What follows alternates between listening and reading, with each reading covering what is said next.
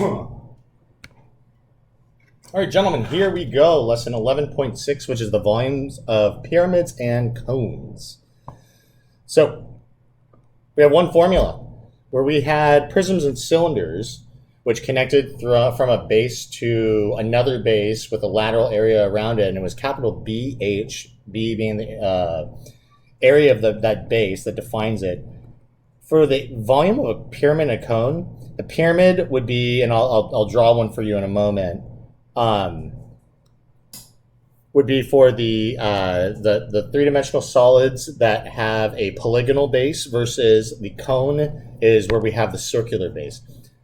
Similar formula, it's just going to be 1/3 of it. All right, so 1/3 of capital BH. So let me draw you we're going to work with first a square pyramid. So to give some perspective, what we want to, oh yikes, that's an interesting autocorrect. There we go. Oh man, I'm really struggling with the thing here. This is a square, okay? That's the thing we're going to do. And you guys are looking at this like, no, you're misspeaking around. No, I'm not. To give some perspective, you're going to draw a rhombus, and I'm going to make a square pyramid out of this.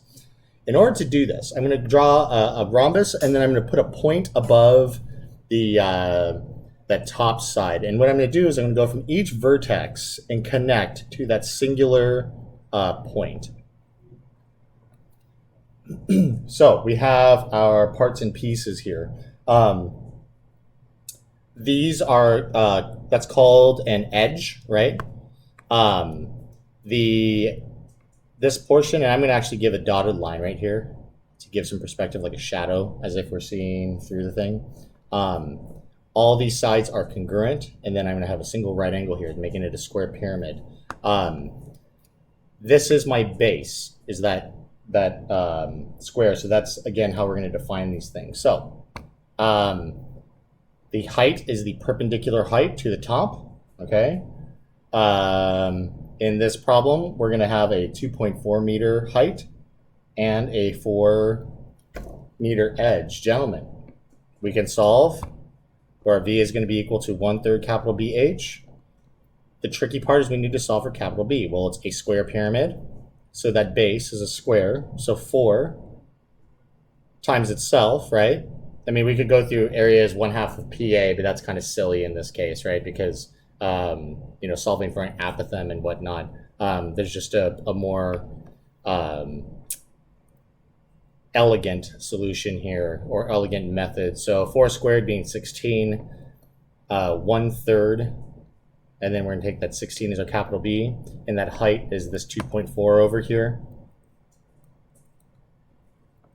Take our product, and we're going to wind up with 12.8 meters. And again, when we're discussing volume, it's going to be in cubic units.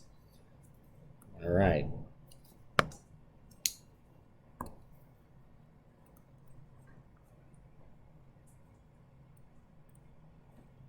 Let's find volume here.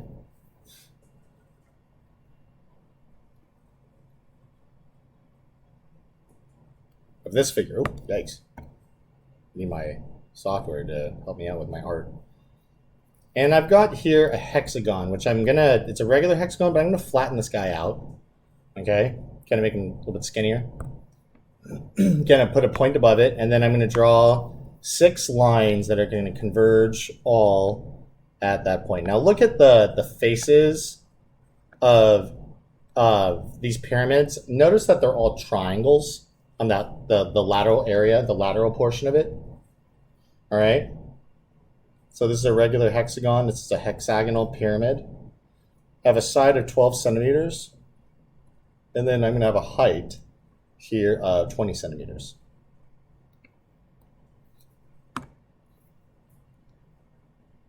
Okay. So, again, finding the volume. V is equal to 1/3 capital BH. What parts do we have? We already have H, right? What we need to find is B. Now we need to find the area of the base, which is a hexagon. And remember that we could do this through 1/2 of perimeter times apothem. So we could find, again, our perimeter, which is going to be a hexagon, 12 times 6, right? And then their apothem we have to solve for, okay? So I'm going to do this. Remember we talked about, I create this like little triangle here. Okay, that's this guy. that I'm going to blow up over here so it's just larger. Remember, to find that small angle, I'm going to go 360. I'm going to divide by 6, which is going to be 60 degrees. And I'm going to divide that by 2 to give me the 30-degree angle that this guy is. That's based upon the central angle here within that hexagon, right? If I were to circumscribe a circle about it. So this is, again, now a 30, 60, 90 triangle. Now think about this. We could find this side right here that I'm going to call X. It's going to be the bisected side because the apothem bisects it. So this X is going to be 6. So I need to find my apothem in a 30, 60, 90. Remember, to go from the short leg, which is what 6 is, to the long leg, which is the apothem, it's going to be 6 rad 3. All right? So now I'm going to take this guy, plug him in for my apothem. All right? Go back up top. I'm going to have 1/3. Let's multiply out my area of my base here. So 1/2 of 6, 12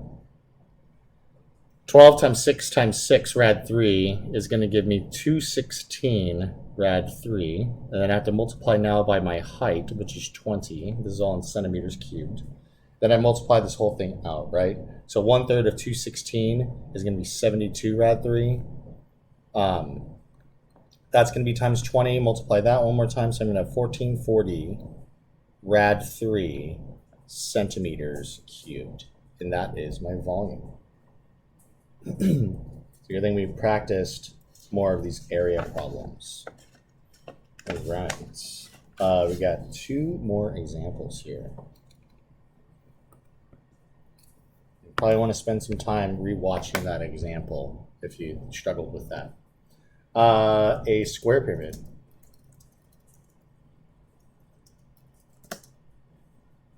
has a height of 12 centimeters and a volume of 64 cubic centimeters. Find the side length of the square base. Let's blow this guy up. All right.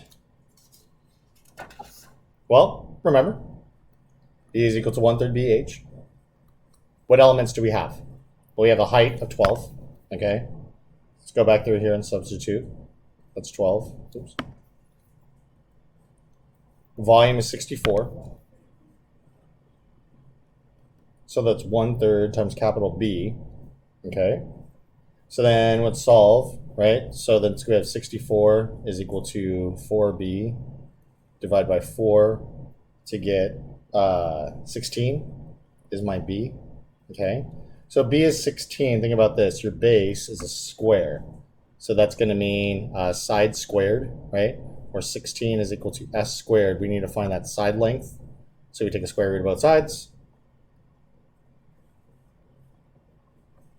And that's going to leave me plus or minus 4, which I'm only concerned with the positive iteration of that, right? Because negative 4 just doesn't make any sense. All right, last but not least, we're going to find the height of the triangular pyramid.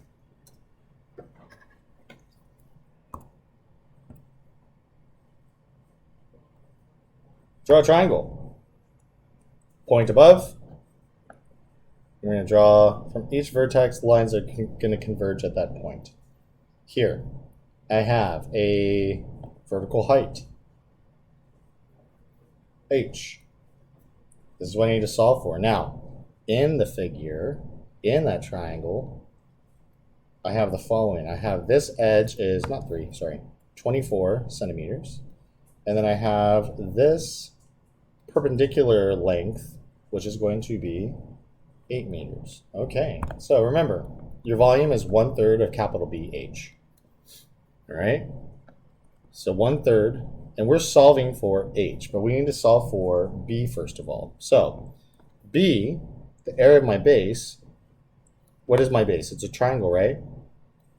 Which is, again, is 1/2 of lowercase b times H. Lowercase b also stands for base, but it's not the area of a base, it's the linear base, which in this case is 24. So we're going to have 1/2 of 24 times that length perpendicular, that altitude is 8. And then we're going to solve for h. Now, here's the thing we don't have. We would need to be given volume, which I have in my example. I didn't write it down. My volume is equal to 384 meters cubed. Okay? Geez, that's not centimeters at the bottom, guys. I'm really messing up. That's meters, 24 meters, not centimeters. Not dealing with different metric units, though we'd have to do unit conversion otherwise. And I'm not going to make the example that difficult for you. So let's go ahead and multiply it all up. So V is 384. That was given. Sorry, I gave it to you late. 384 times 1/3 of half 24 is 12 times 8 is 96.